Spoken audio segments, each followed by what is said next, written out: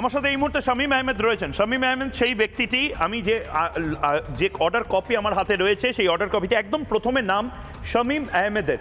Mister Shamim Ahmed, Rajit লাল মৈত্র, মলয় ভট্টাচার্য, সিদ্ধার্থ শঙ্কর মণ্ডল, তাপস কুমার মাইতি, উজ্জ্বল ত্রিবেদী, এনামুল ইসলাম, অঞ্জনা মেহবুব, নাজিমুদ্দিন সিদ্দিকী, অর্করঞ্জন ভট্টাচার্য, গুলশনেরা পারভিন, সলোনী ভট্টাচার্য, আশিস ছাত্রা ইত্যাদি ইত্যাদি যে নামগুলো রয়েছে, এই যে অর্ডার যেটা মাননীয় তীর্থঙ্কর ঘোষ দিয়েছেন তাতে একদম প্রথম নাম শামীম আহমেদের। শামীম দা এই মুহূর্তে আমার সাথে লাইভ রয়েছেন। আমি শামীম দাকে বেশিক্ষণ আটকাবো না। শামীম দা, আমার খুব নির্দিষ্ট প্রশ্ন, কাল তৃণমূল কংগ্রেসের যে মেজাজ, সেই মেজাজে অ্যাপারেন্টলি দেখে মনে হচ্ছে হাইকোর্টকেও চ্যালেঞ্জ করে দিলেন এবং তৃণমূল কংগ্রেস বোধহয় এই যে 8টা থেকে 11টার মিছিল, 9টা থেকে 10টার মিছিল, যানজট করা যাবে না, এগুলোকে মানবে না, মানার মুডেই নেই তারা।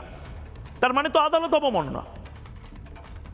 দেখুন, আমি যেদিনকে অর্ডার বেরিয়েছে সেই দিনই বোধহয় দেখলাম আমাদের বিধানসভার যিনি স্পিকার বিমান ব্যানার্জি, তিনি বলেছেন এই নির্দেশ অবান্তর। এবং সেদিন বিকালে তৃণমূলের যে স্পিকার, স্পোকপারসন এবং একজন মন্ত্রী, তারা প্রেস কনফারেন্স করে যে ভাষায় কথা বলেছেন তাতে এটা স্পষ্ট যে তারা এই নির্দেশের বিরোধিতা করে। কোনো সন্দেহ নেই, তাদের আইনি অধিকার আছে সেই নির্দেশের বিরুদ্ধে অ্যাপিল করার, সুপ্রিম কোর্ট পর্যন্ত যাওয়ার।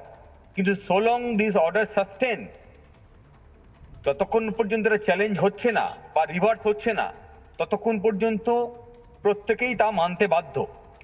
এখন আমরা দেখছি যে আমরা আদালতেও বলেছি যে ফেরিঘাট বন্ধ করে দেওয়া হচ্ছে, স্কুল বন্ধ করে দেওয়া হচ্ছে, এক্সামিনেশন স্টপ করে দেওয়া হচ্ছে, বাস রাস্তা থেকে তুলে নেওয়া হচ্ছে। কয়েকদিন আগে ধর্মঘটে আমরা দেখেছি পুলিশ মাজেদার রহমানকে থাপ্পড় দিচ্ছে, কারণ সে ধর্মঘটের পক্ষে সওয়াল করছে। আর 21শে জুলাই পক্ষান্তরে ধর্মঘট ঘোষণা করছে ওই শাসক দল।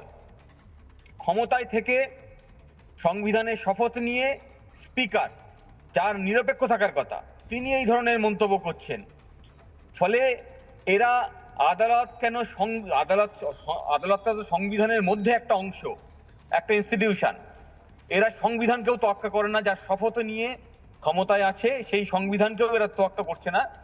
ফলে একটা অ্যানার্কি তৈরি করার চেষ্টা করছে যে আমাদের সংবিধানে এই অ্যানার্কির কোনো জায়গা নেই। বেশ, ফলে যারা এই ধরনের কাজগুলো করছে তাদেরকে ছুঁড়ে ফেলে দিতে হবে। কিন্তু আবার আদালত অবমাননা হলে কি কি স্টেপ নেন আপনারা, সেই দিকেই নজর থাকবে। শামীম দা, অনেক ধন্যবাদ। নানা ধরনের কন্টেন্ট দেখার জন্য লাইক করুন, শেয়ার করুন আমাদের ফেসবুক পেজ, সাবস্ক্রাইব করুন আমাদের ইউটিউব চ্যানেল। পাশাপাশি অন্যান্য ব্রেকিং নিউজের জন্য অবশ্যই চোখ রাখুন রিপাবলিক বাংলায়।